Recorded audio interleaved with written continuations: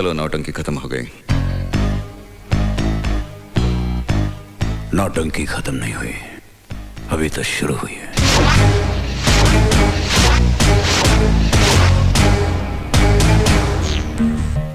DIG बनना चाहते हो क्यों? पहले कमिश्नर की ड्यूटी तो ठीक तरह निभाना सीखो। हमारे ही राज में, इसी शहर में सबकी आंखों में धूल झोंक कर वो दादा भाई बनकर जीता रहा, और तुम सब अंधों की तरह उसके इर्द गिर्द घूमते रहे, उसकी तारीफ करते रहे। लेकिन सर, आप कुछ नहीं सुनना है मुझे।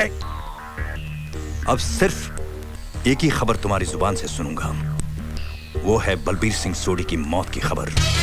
किसी भी कीमत पर आर्मी हेडक्वार्टर्स तक वो जिंदा नहीं पहुंचना चाहिए, बस।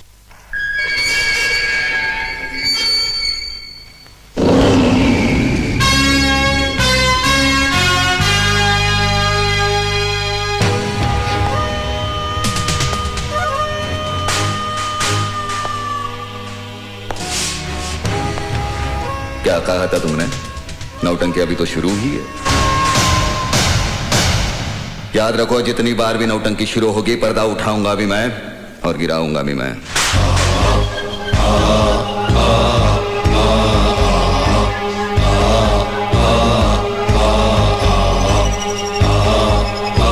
एक मासूम बच्ची का सहारा लेकर धोखे से तुमने एक फौजी को नहीं, एक बाप को गिरफ्तार किया है। अजीत, आर्या, कोई बहुत बड़ा तीर नहीं मारा तुमने। जब तुम्हारी ही चाल से, तुम्हारे ही मोहरे से मैंने तुम्हें मात दे दी, तो मुर्दा कफन फाड़कर चिल्ला पड़ा। फौजी जीते जी अपनी मर्जी से कफन पहनते हैं, कफन फाड़ते नहीं। वो फौजी के लिए ठीक है, तुम जैसे भगोड़े के लिए नहीं।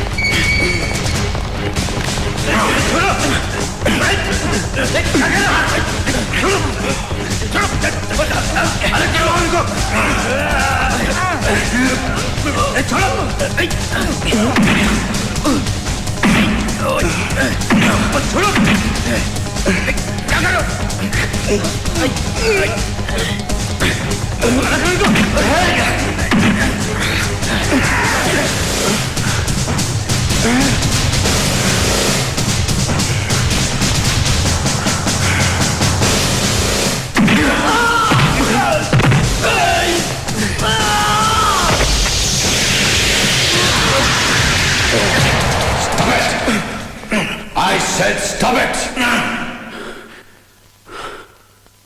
Control yourselves, officers. Sir. मैं जा रहा। Sir.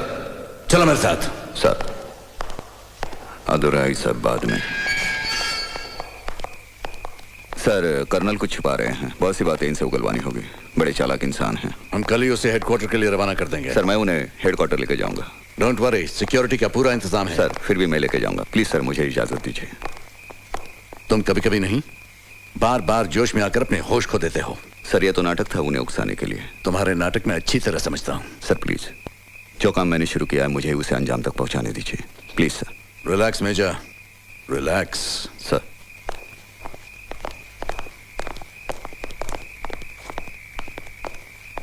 मैं जा रहा। सर। तुम्हारी शादी हो चुकी है? Yes sir. तुम शादीशुदा हो? No sir. तो फिर एक काम करो सर। तुम्हारा मिशन तो कामयाब हो ही गया है सर। तो कुछ छुट्टियां ले लो, एक अच्छी लड़की ढूंढ लो और उससे शादी कर लो, ताकि तुम्हारा दिमाग शांत रहे, ठंडा रहे। गल समझ आई? सर। रिलैक्स। मगर सर, इस सरफरे से कौन शादी करेगा? आजकल हमारे देश को ऐसे सरफिरे अफसरों की बहुत जरूरत है। शायद इसको भी कोई सरफिरी मिल जाए।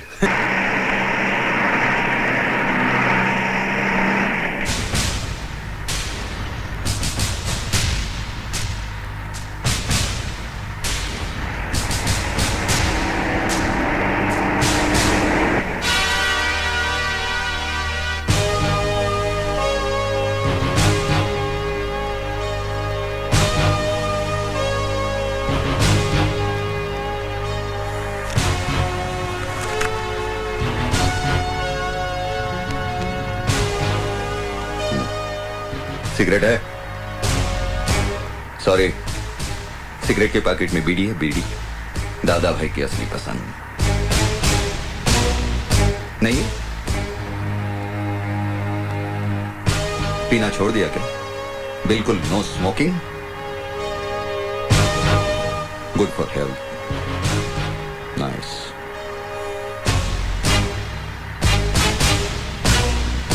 बकबक करना भी छोड़ दिया क्या? हैं?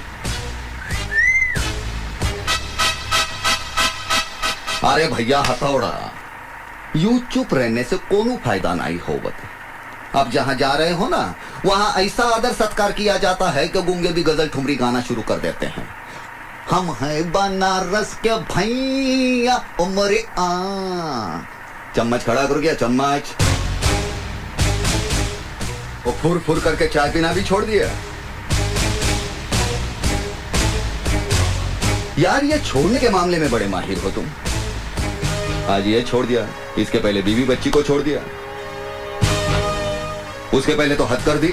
अपनी ड्यूटी, अपना फर्ज, अपनी वफादारी छोड़कर सीधे गद्दार बन गए। गद्दार नहीं हूं मैं, नहीं हूं मैं गद्दार। असलियत जानना चाहते हो तो अपने खून के उबाल को रोको और सुनाओ। ये कोई नौटंकी नहीं है, ये हकीकत है, हकीकत।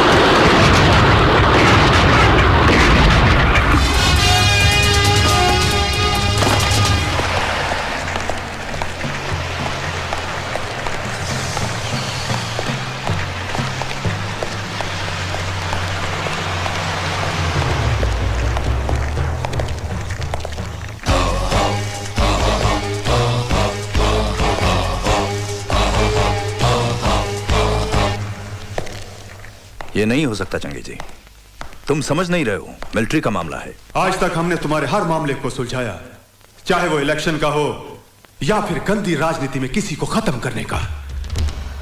याद है इस राज्य में आतंकवाद को फैलाया किसने, उसे पैदा किसने किया? बस तुम अब शॉर्ट में समझो, हमको ज्यादा समझाने का आदत नहीं है। उन चारों को किसी भी कीमत पर छुड़ाना होगा।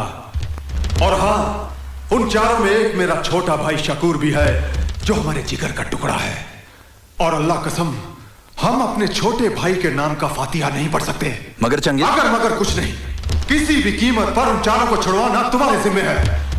आज तक तुम्हारे हर खेल में हम जोकर बनकर खेलते आए हैं, मगर आज के इस खेल में जोकर। बस चंगेजी, आगे एक लफ्ज भी मत कहना। और एक बात ध्यान से सुनो, राजा साहब जब भी कोई खेल खेलता है तो हुक्म का इक्का अपने पास रखता है, और इस खेल में भी हुक्म का इक्का हमारे पास ही रहेगा। उठा लो इसे।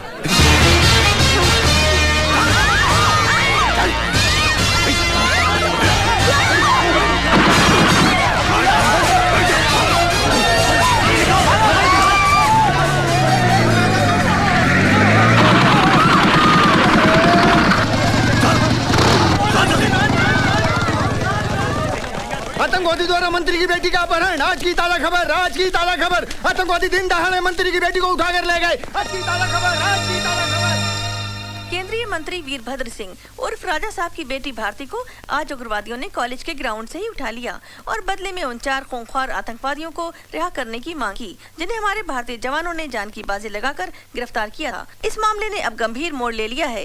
इसका फैसला करने के लिए कार्यवाही कमेटी की मीटिंग कल दिल्ली में होगी।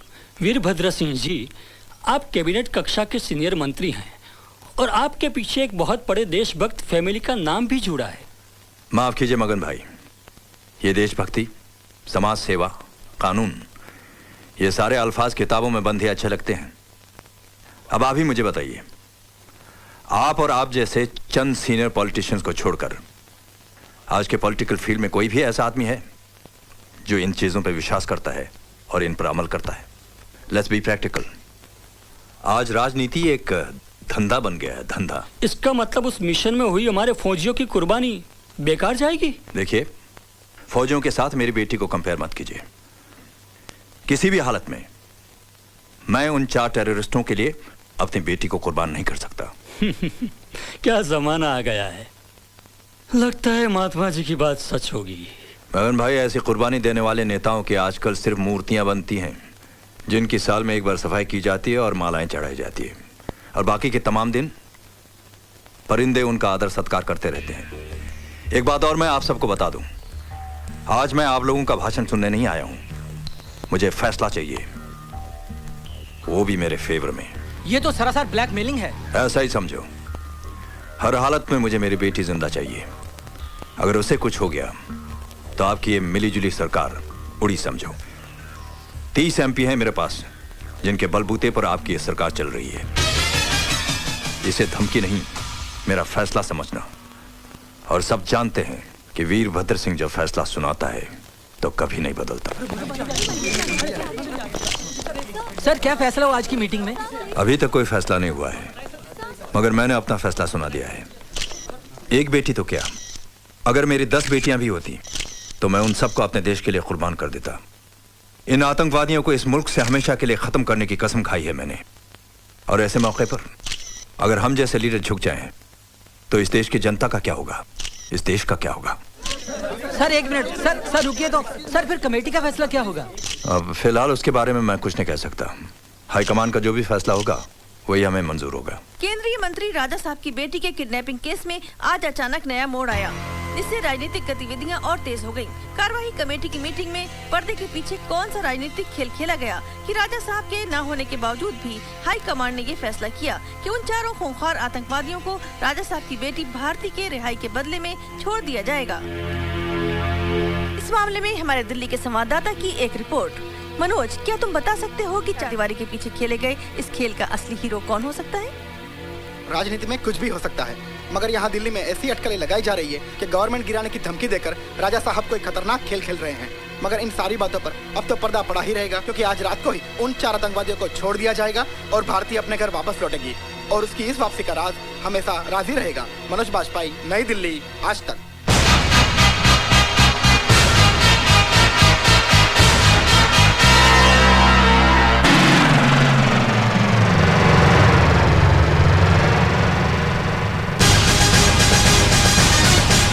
रुकिए रुकिए, कहाँ जा रहे हैं आप? मंत्री अंदर है। मैं उनके घर गया था तो पता चला कि वो यहाँ पर है। साहब की जब तबीयत खराब होती है तब वो इस फार्म हाउस में आराम करने आते हैं। हमसे यहाँ कोई नहीं मिल सकता। कोई मिले या ना मिले, आज मैं तुम्हारे साहब से मिलकर ही जाऊंगा। आप किसी भी कीमत पर अंदर नहीं जा सकते।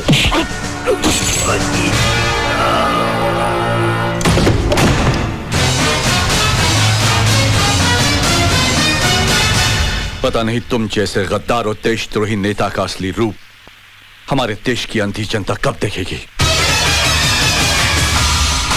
कल तक तो टीवी इंटरव्यू में बड़े बड़े भाषण दे रहे थे कि मेरी एक बेटी तो क्या, अगर मेरे 10 संतान भी होते तो मैं उसे देश के लिए कुर्बान कर देता। और एक ही दिन में सब कुछ बदल दिया, करवा दी उन 4 कमीनों की रिहाई अपनी बेटी की जान के बदले में। अरे शर्म आती है मुझे तुम जैसे गंदे नेता को देखकर। मेजर, तुम अपने हद से आगे बढ़ते जा रहे हो। अब एक फौजी की खोपड़ी गर्म हो जाती है तो अपनी हद ही क्या, दुश्मन की सरहद भी पार कर जाता है। जानते हो उन कमीनों ने कितने हिंदुस्तानियों का खात्मा किया, कितनी औरतों का सुहाग उजाड़ा, कितने मासूम बच्चों को यतीम किया। उन्हें पकड़ने के लिए हमारे कितने जाबाज जवान शहीद हुए, और तुमने एक लड़की तुम्हारी बेटी की खातिर उन 4 आतंकवादियों को छुड़वा दिया। राजा साहब, सरकारी कुर्सी बाप की मोहब्बत निभाने के लिए नहीं, देश की रक्षा के लिए दी जाती है। सच कह रहे हैं आप, बिल्कुल सच। भारती, तुम? हाँ मैं। आज मैं भी अपने बाप का असली रूप देखने यहाँ चली आई हूँ, और पता चला कि बीमारी के बहाने आप यहाँ कौन सा आराम फरमा रहे हैं। भारती, तुम भी इन वर्दी वालों की बातों में आ गई। आप इस देश की जनता की आंखों में धूल झोंक कर उन पर राज कर सकते हैं पापा, मगर अब अपनी बेटी की आंखों में धूल झोंक कर उसके दिल पर बाप बनकर राज नहीं कर सकते। मुझे शर्म आती है आपको बाप कहते हुए भी, जिसके बाप ने आजादी की जंग में अंग्रेजों की गोलियां अपने सीने पर खाकर इस देश को आजादी दिलवाई थी, और आज उसी का बेटा आतंकवादियों से गले मिलकर अपने ही देश को लूट रहा है। भारती, बंद करो ये बकवास। ये बकवास नहीं, हकीकत है। आज मुझे ये भी मालूम हो गया है कि उन 4 को छुड़वाने के लिए आप ही ने मेरे अपहरण का नाटक रचा था, और फिर बाद में आप ही ने सरकार को गिराने की धमकी देकर सरकार को दबाव में लाकर उन 4 को छुड़वा दिया। देश का प्रधानमंत्री बनने की लालच ने आपको इतना गिरा दिया है कि आपने अपनी खुद की बेटी का भी इस गंदी राजनीति में इस्तेमाल किया। बस करो बेटी। मत कहिए मुझे बेटी, आज से मैंने वो सारे रिश्ते तोड़ दिए हैं जो हमारे बीच थे। अब मैं आपको सारी दुनिया के सामने बेनकाब कर दूंगी और देशवासियों से चिल्ला चिल्ला के कहूंगी कि देखिए इस आदमी की असलियत।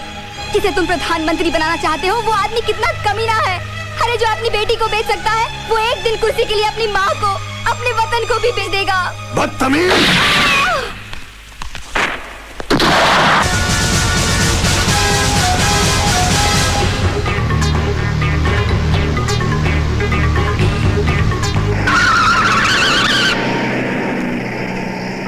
वीरभद्र सिंह आतंकवादियों से मिला हुआ है sir. What? That's not possible. उसने अपनी बेटी को भी मार दिया सर, अपनी असलियत छुपाने के लिए। जी हाँ, वो इस वक्त मेरे कब्जे में, मैं उसे हेडक्वार्टर ले आ रहा हूँ sir.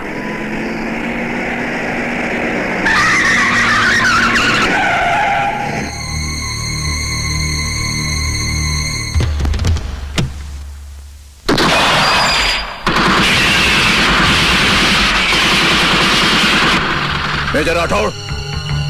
Major Rathore. Major Rathore, come in over.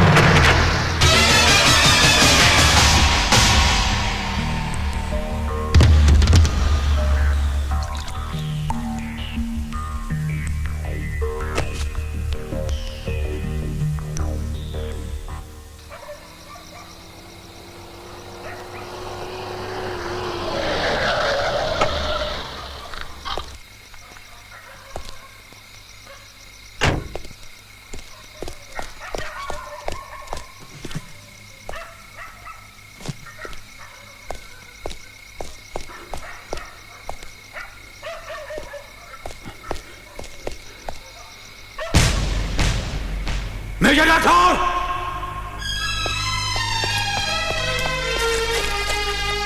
Major Rathore! Major Rathore! Major Rathore! Major Rathore! Major Rathore! Major Rathore की मौत इस जंग की शुरुआत थी। लोग कहते हैं शैतान की उम्र लंबी होती है, इसीलिए मेरी गोली से 2 बार बच गया साला।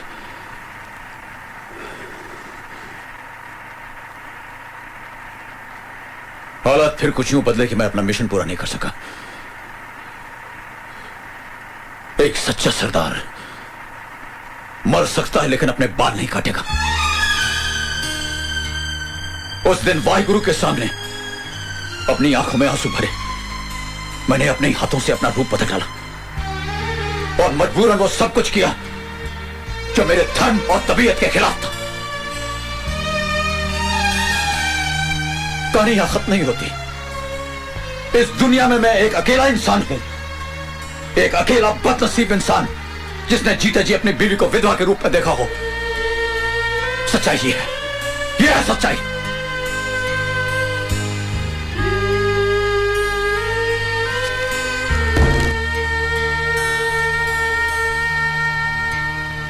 जिस मकसद से मैं आपका आर्मी हेडक्वार्टर लेके जा रहा हूं वो तो पूरा हो गया, लेकिन आपका मकसद अभी पूरा नहीं हुआ और कानून के दायरे में रहकर पूरा भी नहीं होगा।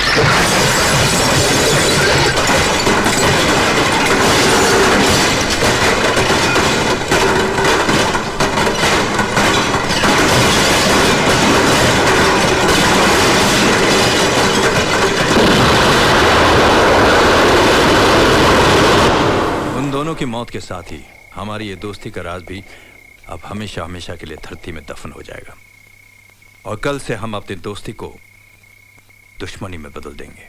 वो अपनी दुश्मनी? हाँ, मगर सिर्फ दुनिया की नजर में। वो कैसे? मैं कुछ समझा नहीं। ओए, आने वाली नवरात्रि में तुम्हारा यह ऐलान होगा कि वैष्णो देवी के मंदिर में तुम पूजा नहीं होने दोगे। उस ऐलान के सामने हमारा यह चैलेंज होगा कि किसी भी कीमत पर हम माता के मंदिर में जाकर पूजा करके ही रहेंगे। चंगेजी, अगर हमारा यह मकसद कामयाब रहा तो समझ लो मैं नेशनल हीरो बन जाऊंगा। उसके बाद लाल किले पर तिरंगा लहराने से मुझे कोई नहीं रोक सकता। इंशाअल्लाह, इंशाअल्लाह। कुख्यात आतंकवादी गफूर चंगेजी ने वैष्णो देवी मंदिर में कल से होने वाली नवरात्रि की पूजा को न होने देने का ऐलान किया और उसके इस ऐलान पर मंत्री वीरभद्र सिंह ने उसे ये कहकर ललकारा है कि वो किसी भी कीमत पर वहां जाकर पूजा करेंगे। इस मामले में हमारे संवाददाता के पूछने पर वीरभद्र सिंह और गफूर चंगेजी की अलग अलग बातचीत। इस बार का ऐलान मंदिर की सीढ़ियों पे खून की नदियां बहा देगा और किसी में इतना दम नहीं है कि इस चंगेजी के ऐलान को ललकार सके। अरे कह दिया, इस साल नवरात्रि की पूजा नहीं होने देगा तो नहीं होने देगा। सर, चंगेजी के ऐलान के बारे में आप कुछ कहना चाहेंगे? हाँ, लोग बोलते रहते हैं। वो कहावत आपने सुनी होगी, कुत्ते भौंकते रहते हैं और कारवां निकल जाता है। ये हिंदुस्तान है। हिंदुस्तान में ऐसा कभी नहीं हो सकता कि किसी के कहने पर किसी मंदिर में पूजा रोकी जाए। मैं वादा करता हूं, उस मंदिर में सबसे पहले मैं ही खुद जाकर पूजा करूंगा, चाहे अंजाम कुछ भी हो जाए। अब चंगेजी और हम दोनों एक्टर बनने लायक हो गए हैं। ये आप लोग क्या कह रहे हैं? Yes sir, this is a fact. ये उनका प्लान है। अगर उनका ये प्लान कामयाब हो गया, ऐसा हो गया तो आतंकवाद फैलेगा। वो लोग हिंदुस्तान के टुकड़े कर देंगे sir. You may proceed. Thank you sir. Colonel Sodhi, sir, army की नजरों में अब तुम वही देशभक्त और वफादार सिपाही हो। Thank you sir. मिशन की शुरुआत से पहले मैं तुम्हें एक सरप्राइज देना चाहता हूं।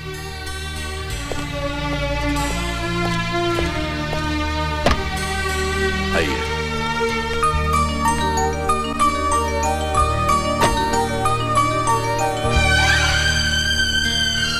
अब अमृता भी तुम्हारी सच्चाई और वफादारी के बारे में जान गई है। मैंने इसको सब कुछ बता दिया है।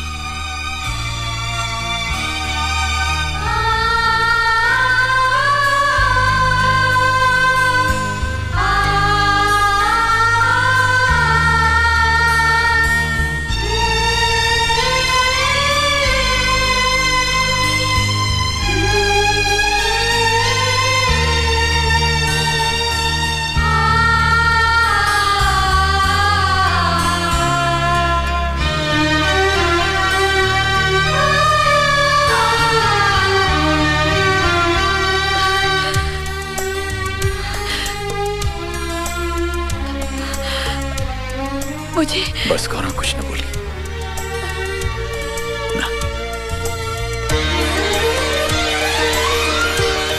पापा।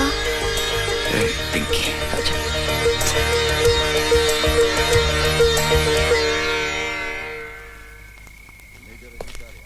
साहब, तुम्हारे गर्म दिमाग को ठंडा करने का इलाज भी मैं लाया हूं। सर, वो देखो।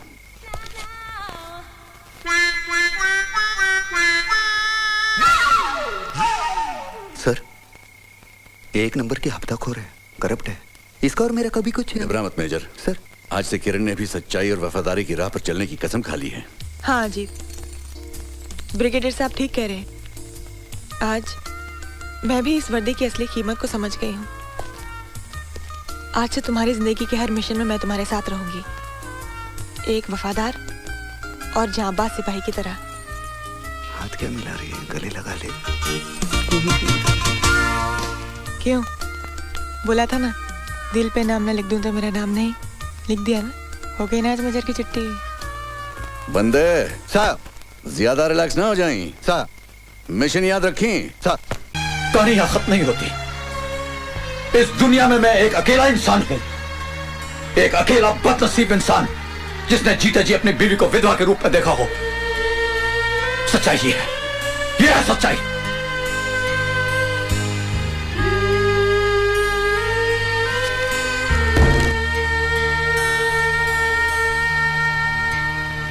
जिस मकसद से मैं आपका आर्मी हेडक्वार्टर लेके जा रहा हूं वो तो पूरा हो गया, लेकिन आपका मकसद अभी पूरा नहीं हुआ और कानून के दायरे में रहकर पूरा भी नहीं होगा।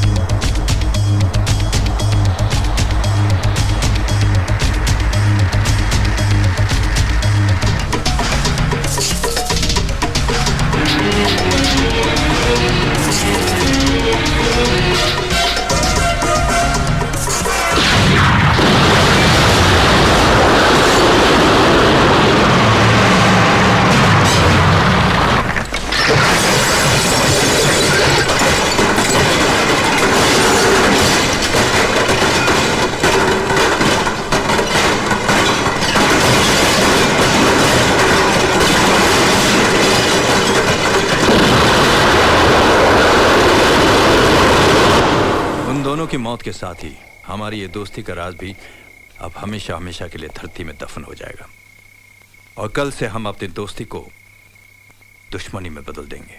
वो अपनी दुश्मनी? हाँ, मगर सिर्फ दुनिया की नजर में। वो कैसे? मैं कुछ समझा नहीं ओए। आने वाली नवरात्रि में तुम्हारा यह ऐलान होगा कि वैष्णो देवी के मंदिर में तुम पूजा नहीं होने दोगे। उस ऐलान के सामने हमारा यह चैलेंज होगा कि किसी भी कीमत पर हम माता के मंदिर में जाकर पूजा करके ही रहेंगे। चंगेजी, अगर हमारा यह मकसद कामयाब रहा तो समझ लो मैं नेशनल हीरो बन जाऊंगा। उसके बाद लाल किले पर तिरंगा लहराने से मुझे कोई नहीं रोक सकता। इंशाअल्लाह, इंशाअल्लाह। कुख्यात आतंकवादी गफूर चंगेजी ने वैष्णो देवी मंदिर में कल से होने वाली नवरात्रि की पूजा को न होने देने का ऐलान किया और उसके इस ऐलान पर मंत्री वीरभद्र सिंह ने उसे ये कहकर ललकारा है कि वो किसी भी कीमत पर वहां जाकर पूजा करेंगे। इस मामले में हमारे संवाददाता के पूछने पर वीरभद्र सिंह और गफूर चंगेजी की अलग अलग बातचीत। इस बार का ऐलान मंदिर की सीढ़ियों पे खून की नदियां बहा देगा और किसी में इतना दम नहीं है कि इस चंगेजी के ऐलान को ललकार सके। अरे कह दिया, इस साल नवरात्रि की पूजा नहीं होने देगा तो नहीं होने देगा। सर, चंगेजी के ऐलान के बारे में आप कुछ कहना चाहेंगे? हाँ, लोग बोलते रहते हैं। वो कहावत आपने सुनी होगी, कुत्ते भौंकते रहते हैं और कारवां निकल जाता है। ये हिंदुस्तान है। हिंदुस्तान में ऐसा कभी नहीं हो सकता कि किसी के कहने पर किसी मंदिर में पूजा रोकी जाए। मैं वादा करता हूं, उस मंदिर में सबसे पहले मैं ही खुद जाकर पूजा करूंगा, चाहे अंजाम कुछ भी हो जाए। अब चंगेजी और हम दोनों एक्टर बनने लायक हो गए। ये आप लोग क्या कह रहे हैं? Yes sir, this is a fact. ये उनका प्लान है। अगर उनका ये प्लान कामयाब हो गया, ऐसा हो गया तो आतंकवाद फैलेगा। वो लोग हिंदुस्तान के टुकड़े कर देंगे sir. You may proceed. Thank you sir. Colonel Sodhi, sir, army की नजरों में अब तुम वही देशभक्त और वफादार सिपाही हो। Thank you sir. मिशन की शुरुआत से पहले मैं तुम्हें एक सरप्राइज देना चाहता हूं।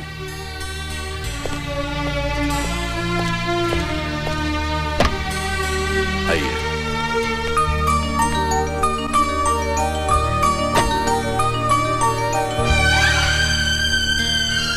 अब अमृता भी तुम्हारी सच्चाई और वफादारी के बारे में जान गई है। मैंने इसको सब कुछ बता दिया है।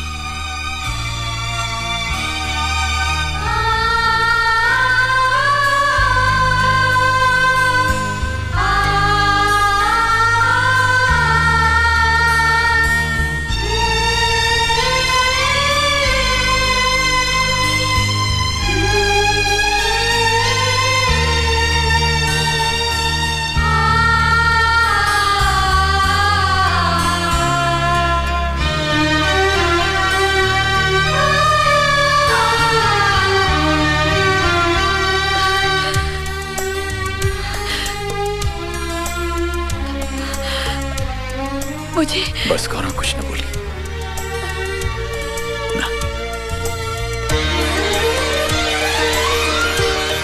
पापा। पिंकी, अच्छा।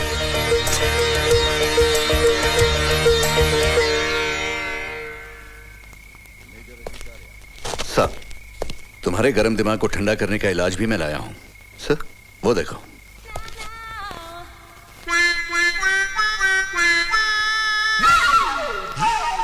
सर, एक नंबर की हफ्ताखोर है, करप्ट है। इसका और मेरा कभी कुछ घबरा मत मेजर। सर, आज से किरण ने भी सच्चाई और वफादारी की राह पर चलने की कसम खा ली है। हाँ जी, ब्रिगेडियर साहब ठीक कह रहे हैं। आज मैं भी इस वर्दी की असली कीमत को समझ गई हूँ। आज से तुम्हारी जिंदगी के हर मिशन में मैं तुम्हारे साथ रहूंगी, एक वफादार और जांबाज सिपाही की तरह। हाथ क्या मिला रही है? गले लगा ले। क्यों? बोला था ना, दिल पे नाम ना लिख दूं तो मेरा नाम नहीं। लिख दिया ना, हो गई ना आज मजर की चिट्ठी। बंदे साहब, ज्यादा रिलैक्स ना हो जाएं। साहब, मिशन याद रखें। साहब, जय माता दी। जय माता दी।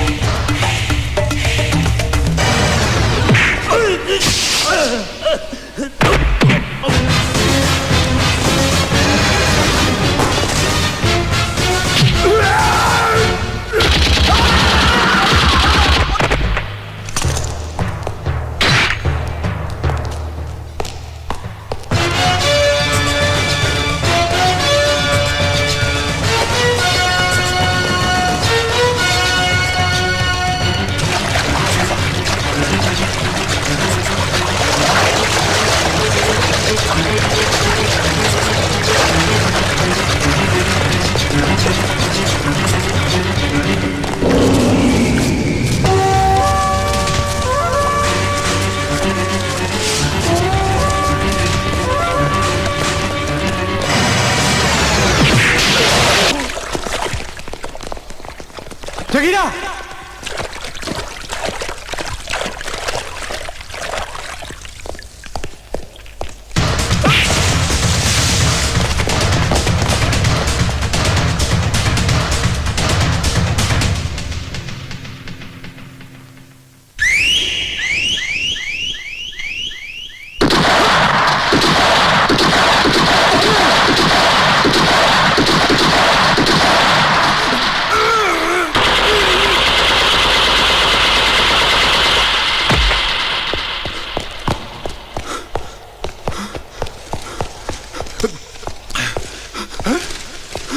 किधर गया है? शकूर! जगीरा! इधर आ! शाहबाजा! किधर किधर बोलो, मेरे से बात करो! वो देखा, मार दिया सबको! अब मेरे से बात करो! जगीरा! कहाँ है तू? बाहर आ! अरे सामने आ, चूहे की हालत! सामने आ!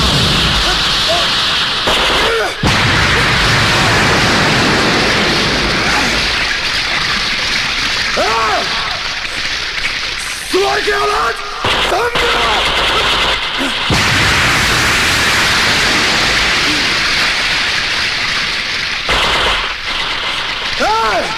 चंगेजी के सीने पे गोली मार, अगर मरद का बचा है तो। इधर मार चंगेजी के, तेरे पटाखों से चंगेजी नहीं डरेगा। अरे सुअर की औलाद, सामने आ!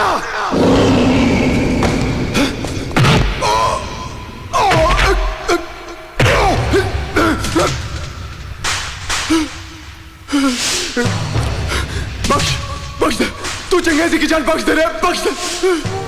राजपूत दुश्मन को बख्शता नहीं, फिर भी एक मौका देता हूं। ये ले,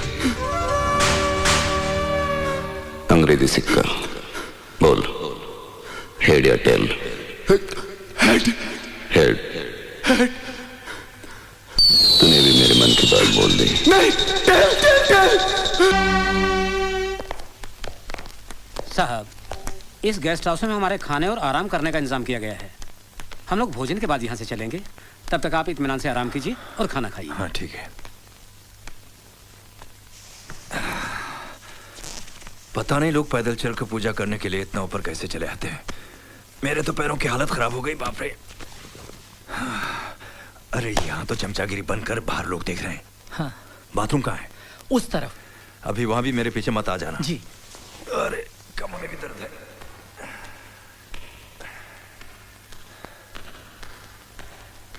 अरे भाई कहाँ है, लेफ्ट को कि राइट को? सामने है सर।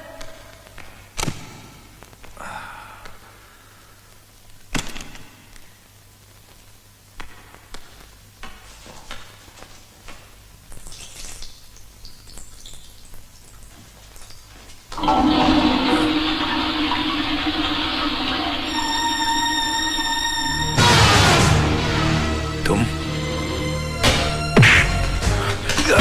आवाज निकाली तो जबान खींच दूंगा तेरी। जानते हो मैं कौन हूं? अच्छी तरह जानता हूं तू कौन है। यहाँ के पॉलिटिकल सिस्टम की नाजायज औलाद है। वतन बेचने वाला, अपनी ही माँ का दलाल है तू। तुम्हारा सबसे बड़ा गुनाह तो यह है कि तूने आर्मी के साथ राजनीति खेली। और आज तो तूने धर्म की गंगा को भी अपनी गंदी राजनीति की गटर में बहा दिया। मैं चाहूं तो तुम्हें अभी खत्म कर दूं, लेकिन तुम जैसे गद्दारों का अंत एक अलग अंदाज से होगा। तुम कहलाए जाओगे शहीद, लेकिन मौत मिलेगी कुत्ते की। खबरदार कोई भी हिला तो, नहीं तो मेजर अजीत की खोपड़ी को रोशनदान बना दूंगा। Relax, relax. कहां है वो देशभक्त, वो धर्म का रखवाला, जिसने मेरी धमकी के बावजूद इधर आने की हिम्मत की है? Don't fire. किधर है वो? बाथरूम में।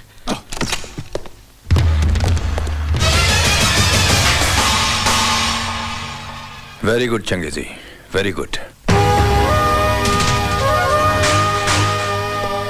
वेरी गुड नहीं, वेरी बैड, वेरी बैड।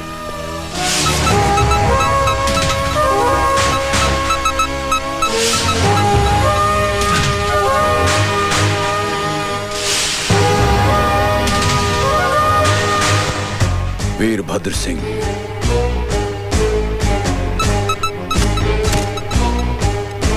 अब तुम इस दरवाजे से बाहर भागोगे और चंगेजी तुम्हारा पीछा करेगा। चलो भागो। भागो!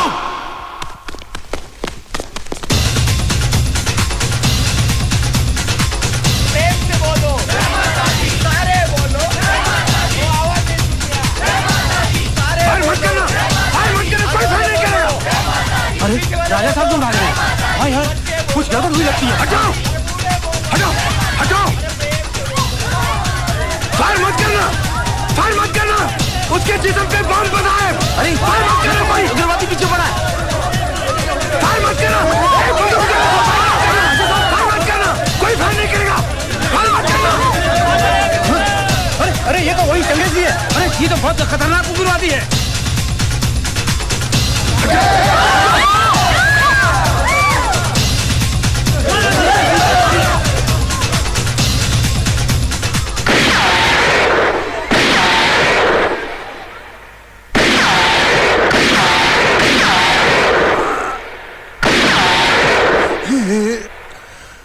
ये तो चंगेजी ने राजा साहब को जान से मार डाला।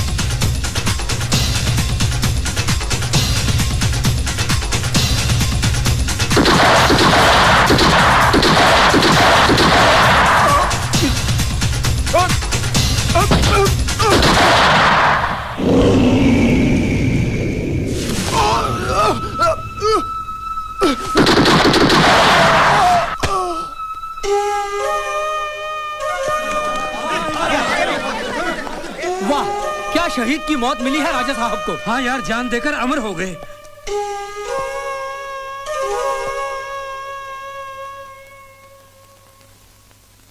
इस घटना के 3 महीने बाद आज हम सब हमारे महान नेता शहीद वीरभद्र सिंह उर्फ राजा साहब की प्रतिमा की स्थापना के शुभ अवसर पर यहां एकत्रित हुए हैं। मैं उस मिलिट्री ऑपरेशन को कामयाब बनाने वाले और सभी आतंकवादियों को खत्म करने वाले जाबाज मेजर अजीत आर्य से निवेदन करता हूं कि वो यहां पर आएं और अपने हाथों से इस प्रतिमा को फूल माला पहनाएं।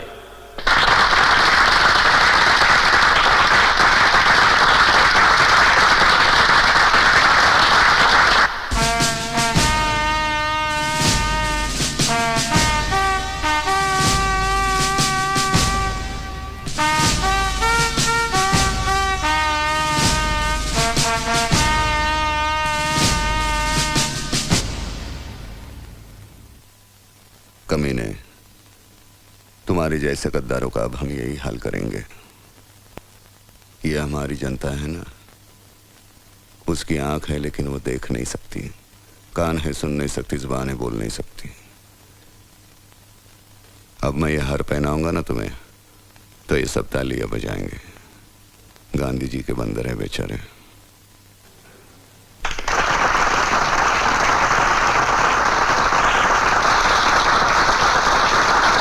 देखा ना, आज तो इन्होंने बड़ा सम्मान किया है तुम्हारा पुतला बना के, लेकिन आज के बाद ये सब तुम्हें भूल जाएंगे क्योंकि इनकी याददाश्त बड़ी कमजोर है, सब कुछ भूल जाते हैं। अच्छे अच्छे को भूले तू किस खेत की मूली है। आज के बाद तेरा सम्मान करेंगे चिड़िया, कौवे और कबूतर।